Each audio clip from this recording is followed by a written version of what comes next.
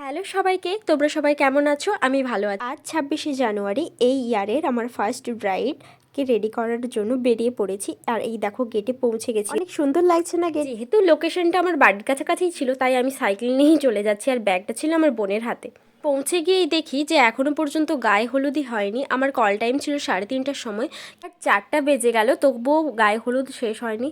তাই আমরা কি করব, এই বসে বসে গায়ে হলুদেই দেখছি আর তোমাদের সঙ্গে ছোট ছোট কয়েকটা ক্লিপ শেয়ার করছি। আর আজকের লোকটা কেমন হবে তোমরা কিন্তু ভিডিওটা স্কিপ না করে শেষ পর্যন্ত দেখতে থাকবে অবশ্যই। তো লেট হয়ে যাচ্ছে, তার উপর তো আবার ফটোগ্রাফার দাদারা ছবি তোলা ছাড়ছেই না। যাই হোক, কি আর করা যাবে।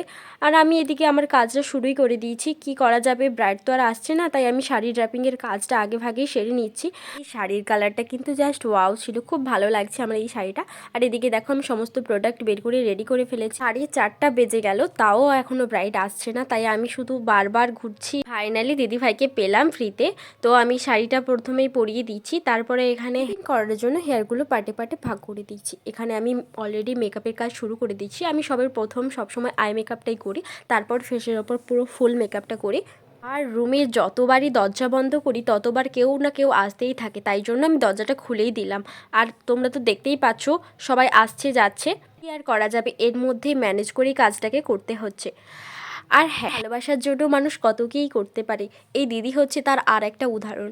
10 বছরের ভালোবাসা আজ পূর্ণতা পাবে। যারা বলে যে সে মেয়ে যে বিয়ে করা যায় না, তাদের জন্য এই দিদিটা আর একটা উদাহরণ। একে অপরের প্রতি ভালোবাসা আর বিশ্বাস রাখলে সেই ভালোবাসাটা একদিন অবশ্যই পূর্ণতা পাবে। দিদির কাছ থেকে যখন এই কথাগুলো জানতে পারি আমার তো খুবই ভালো লেগেছিল কথাগুলো শুনে, তাই তোমাদের সঙ্গে একটু শেয়ার করলাম। দিকে আমি জিজ্ঞাসা করেছিলাম যে কী ধরনের আই মেকআপ বা কী ধরনের বেশ পছন্দ, তো দিদি আমাকে বলেছে একদম সিম্পল স্যাটেল একটা লুক দেবে আর শাড়ির সঙ্গে ম্যাচ রেখে জাস্ট ওই আই মেকআপটা করবে, কিন্তু একটু লাইটের ওপর। তো আমি সেই রকম করার চেষ্টা করেছি। যেহেতু দিদি সাজতে বুঝতে অনেকটাই লেট করেছে তাই জন্য ঝটপট করে আমি রেডি করছিলাম, তো আমি সব ক্লিপগুলো তোমাদের জন্য দেখাতে পারিনি।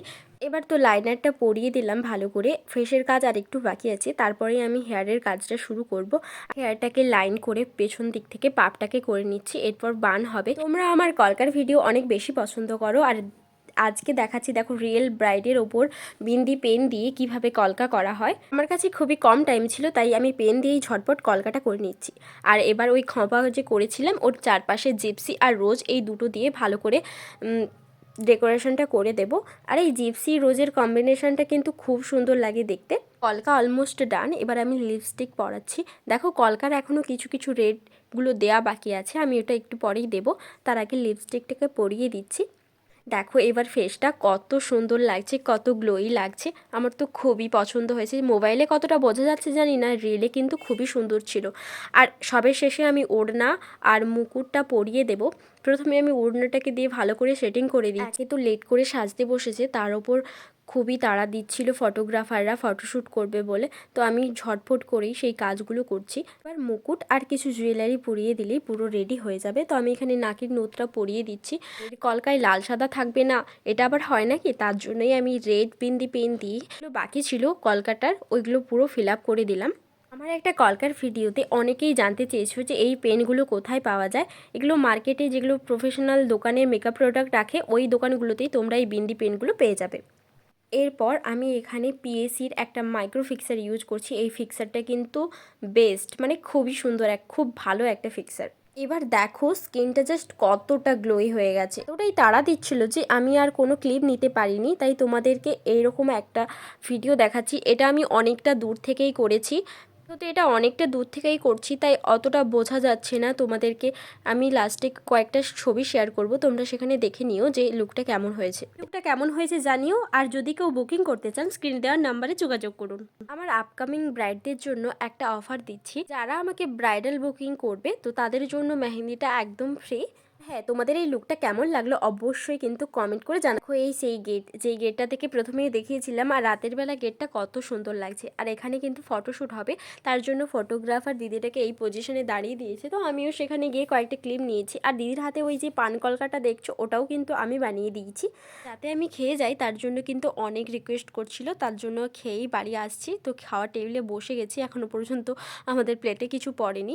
এই দেখো আমার পাশে একটা পুচকে ভাই বসে আছে। খাওয়া দাওয়া তো কমপ্লিট। এবার দেখো বর পৌঁছে গেছে। এতক্ষণ যখন ছিলাম তাই বরটাকে দেখেই বাড়ি যাব।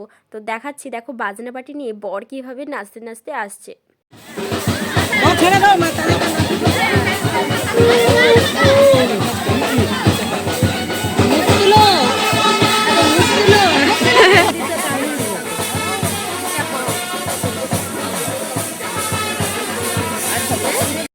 আর এটা হচ্ছে দিদির বিয়ের পরের দিন, অর্থাৎ বাসি বিয়ের লুক। এই দুটো লুক তোমাদের কেমন লেগেছে অবশ্যই একটা লাইক কমেন্ট শেয়ার করে জানিয়ে দেবেন। আর আমার এই ভিডিওটা যদি কোনো মেকআপ আর্টিস্ট বন্ধু বান্ধবীরা দেখে থাকেন তাহলে একটাই অনুরোধ করব, যদি কোনো ভুল থেকে থাকে তাহলে অবশ্যই কিন্তু জানাবেন। আপনাদের এক একটা অনেকটা ইন্সপিরেশন যোগায় কাজ করার জন্য।